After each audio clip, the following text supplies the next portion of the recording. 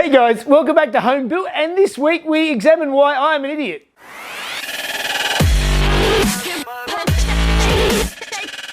Well, many of you watching noticed my faux pas in the last episode, and it was actually one of the patrons, was the very first to notice it as soon as I posted the video up. They mentioned that I screwed up with putting this panel in here. So if you were watching last week, you will have seen that I made this sort of bulge to clear the hoses for the front mount oil cooler. But I didn't actually think about, I did examine where the bonnet sat, and the bonnet sits above that panel. I thought, no problems at all. Forgetting that when the bonnet hinges, because it's a front hinge bonnet, it comes up and the nose of the bonnet tucks down into this area. So I'm going to put the hinges on now and see how much I screwed up and how much I'm going to have to completely redo what I did last week.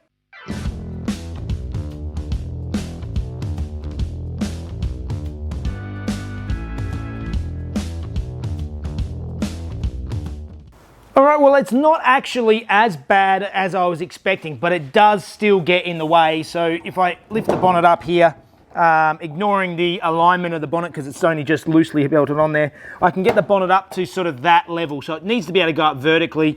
It is touching down in here, but that means that I'm going to have to rethink my the space that I built in there. And I think I can still build a bit of a pocket. And what I'm going to do to test that is sort of start trimming away what is there. I'll probably remake the whole section, but I'll trim away enough of it so that I can see what I need to clear, see if I've got enough room for my fittings, and then move ahead. Such an idiot.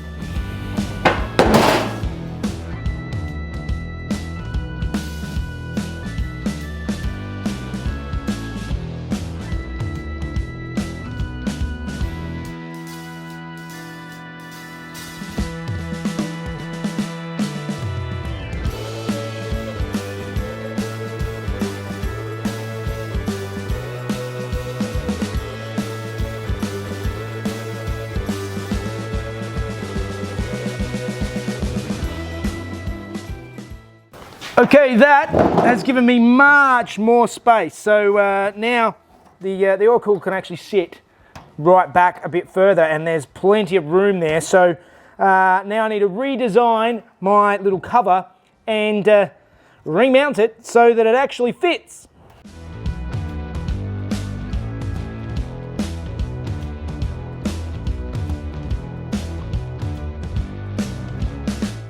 All right, new cardboard template this time.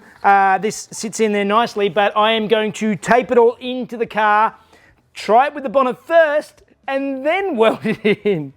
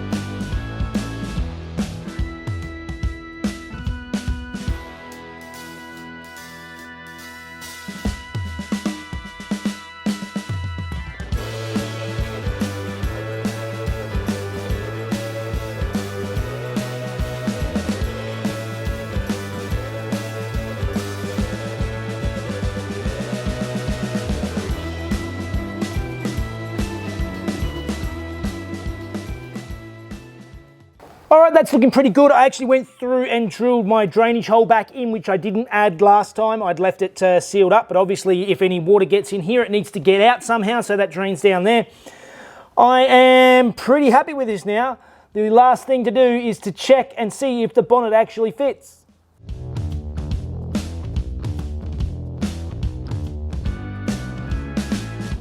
That is much better. Well, I think that is a win. The stay is up, it's not touching anywhere. That's good. We have a winner. So now it's time to move on to something else. Okay, so now I need to work on fitting the braided line to the oil cooler. So this one is going to go from the outlet of the oil cooler along through under the headlight in down in behind this panel down in here. In behind up here, tuck up nice and high up in the wheel arch, and then connect up to my dry sump oil tank. So let's make up this line now, and I need to make sure it's a nice clean run and it's tidied away nicely.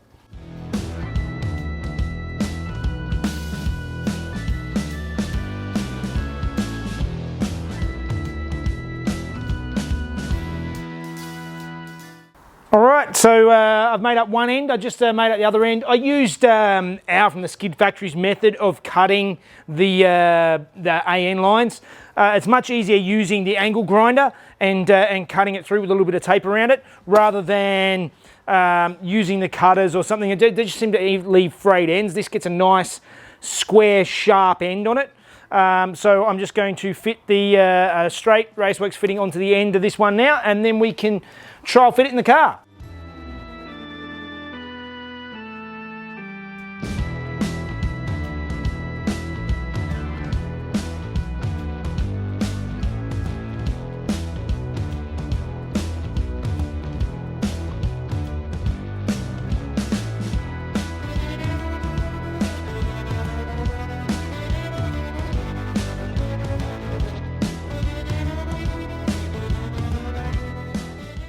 Okay, and that is looking nice and neat. So it's nice and neatly tucked away up in the top of the wheel arch.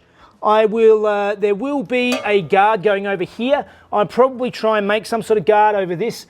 I'm really happy with how that's looking. So we can start looking at what we're going to do about intakes and air filters. All right, so we have here the factory throttle bodies for the intake. So obviously that's going to extend things forward quite a bit. They pop onto the intake like so.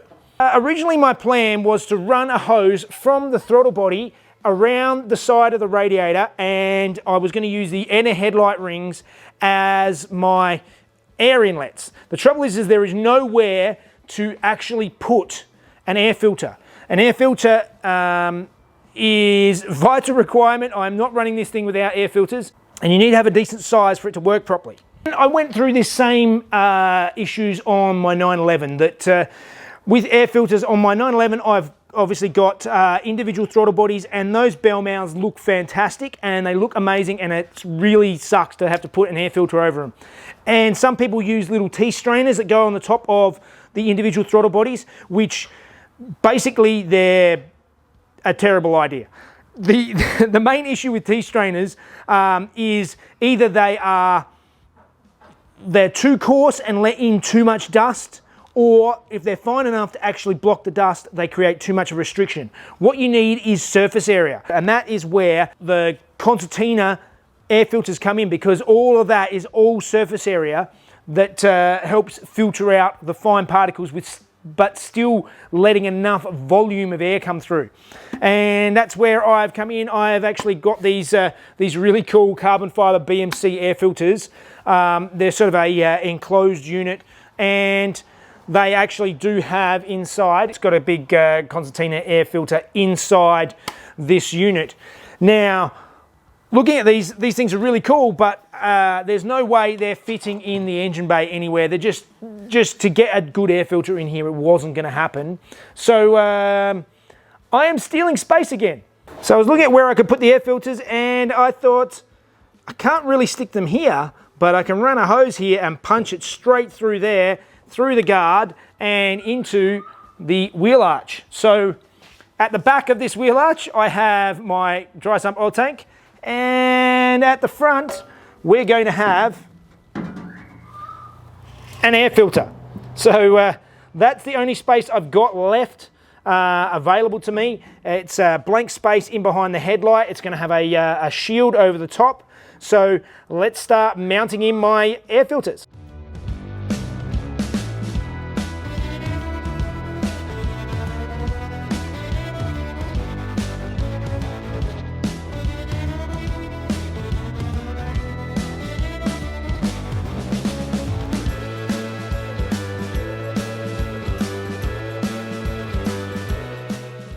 So just a note that these tubes here are temporary. I'm trying to source some hard tubes. I prefer to do these in hard aluminium instead of having these sort of thin flexible tubes, but I needed to mock it up for now and just sort of have an idea of where everything goes before I tackled the radiator. But before I get onto the radiator, one last thing I want to do is to just make some top mounts for this oil cooler. I've sort of been putting it off because I've been trying to work out exactly how I'm going to do it.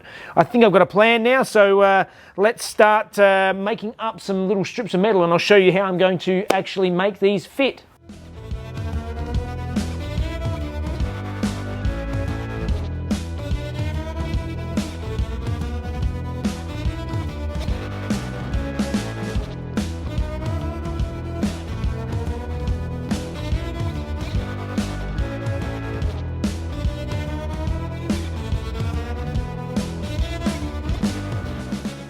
So I just built up two of these little brackets. So they're very simple brackets with some captive nuts welded into the inside of them. They are going to go up. There's one I've already bolted in just there. This one bolts in, will sit in just up in here, and that will bolt the oil cooler in nice and securely. So I'll weld these in and we can finally move forward and have a look at that radiator.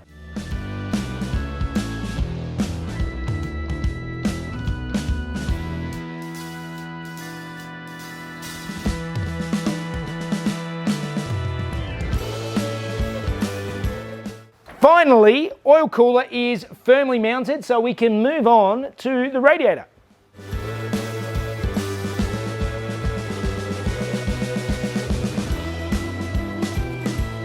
Okay, so this is the outlet. I needed to kink at a slight angle to be able to get my water pump to fit where I need it to fit, but I've got this now, and I actually went down to Benny's and borrowed from him his bead roller, so I can actually stick this in here and clamp it down and put a nice lip all the way around the edge of this so that a hose can get on this and I can clamp it on and it won't come off. So let's tighten this down now and put some beads in the end of the pipe. And then you see there, we have some nice beads in the end of the tube. So the hose will be able to clamp on here and not come off.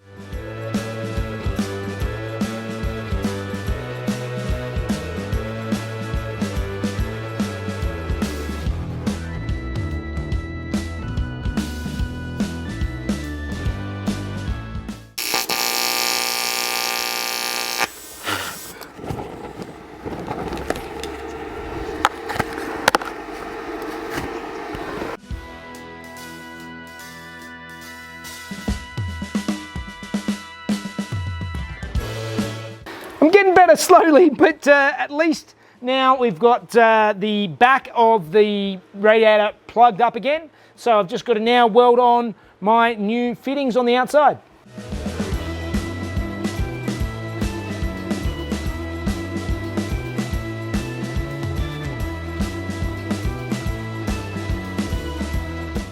Okay, so we've got the radiator in and out hoses. They're all on. They've got nice flares on them. They're mounted, and hopefully they're pretty good. So I'm just going to mock it up in the car now and just show you how the electric water pump sits onto the radiator. So as you can see down in here, that angled tube brings it out just enough so that there is movement on the water pump. It doesn't actually hit anything down in here, but it's very tight.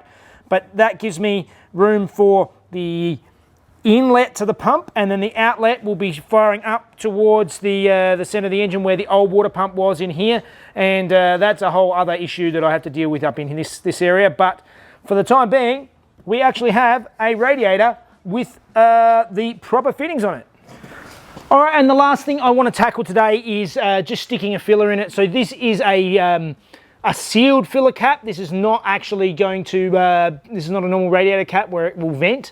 It's generally, from what I gather, not a good idea to have more than one radiator cap on a system. You just want the one to do the thing, which is going to be on the expansion tank. So this is going to go right here, which means that my mounting position is probably going to have to change. I wasn't overly happy with these things anyway. With these brackets I built a while ago to mount the radiator into the car. I know I'm redoing stuff again, but I did these more out of function, but they don't actually look very nice. I think I might be able to actually, instead of having them on the top of the radiator, I can just have a cap and have a nice smooth top and mount them somehow on the side so they're a little bit, just a bit more hidden and just look a little bit neater and better positioned on the car. So let's cut this top off and see if we can mount a radiator cap.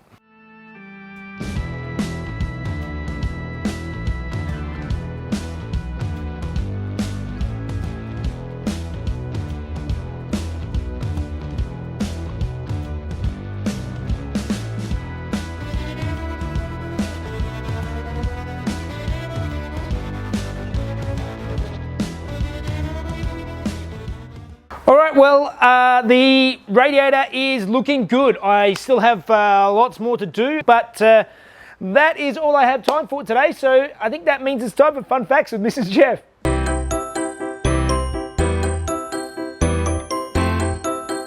Hey guys, in 1997 the Alfa Romeo 156 was released to replace the Alfa Romeo 155. It was available as a sedan, a station wagon and a cross wagon. Top of the line was the 156 GTA, which stands for Gran Turismo Allegorita, or Grand Touring Lightweight. This came with 250 horsepower, 3.2 litre, Busso V6, as well as the bigger Brembo brakes. Interestingly, the GTA actually weighed 55 kilos more than the standard 156 V6. Alfa also built a prototype 156 GTA M with 300 horsepower, 3.5 litre V6 and wider arches, but it never made production. The most outlandish 156 ever created was the Coloni S1 by Enzo Coloni, who was a former Formula One team owner. The S1 aesthetically used the 156's body, but much like the 164 Pro car, is almost a Formula One car underneath. The mid-engine centre seat car was powered by a 500 horsepower, 3 litre Busso V6. Alright guys, and today we got another episode of Mail Time, and the first thing I've got here is a package from Canada. So this is fantastic. Jeff Feltham actually reached out to me online and saw my struggle with Harry, with the 911, with the bonnet struts. The current bonnet struts that I got for the car have, they're too powerful for the fiberglass bonnet, and they just sort of lift the whole thing up and bow it, and it doesn't really work. And he had a set of these that he didn't use, which I hadn't actually seen before. They're sort of snazzy looking carbon fiber things, but the best part is they actually click open and click closed. So they don't actually put any force on the bonnet when they're open or closed. So these are going to be a fantastic addition to the car. These are going to be perfect. So I'll be able to lift the bonnet up, click it up, and then click it open and lower it again. It's going to be fantastic. So thank you very much, Jeff. Much appreciated. And secondly, I have another package here. It's from Gutter to Gutter. We have. Hi Jeff, been stumbled upon your DIY sim rig video and caught up on every single video you've made. Love the unique direction you've taken with the Alfarrari and look forward to joining along as you progress with the build. That's a lot of video watching because I've got over 450 videos now. That's crazy. I host a podcast called Gutter to Gutter, and I've sent along a sticker, Gutter to Gutter sticker, and a bottle opener in blue that will commemorate the 680G. Keep up the good work. Regards, Static, Gutter to Gutter podcast. Thank you very much. I'll chuck the sticker up with pride up onto the wall if I can find a spot. So thank you guys, and if you guys have got anything you want to send through to Mail Time, some stickers or something for my wall, send them through to Home Built by Jeff, PO Box 1520, Bowral, New South Wales 2576, Australia. Well, we're chipping away at it again. I've getting there on the radiator, managed to patch those things up, and I'm getting much happier with my aluminium welding. Practice is definitely a good thing, but there's a lot more to still come on the cooling system, which I'll get into in more detail next week, hopefully. I was going to make a joke about you being cool enough, but I just, yeah. You just couldn't swallow it? No, it's just become really awkward, so sorry.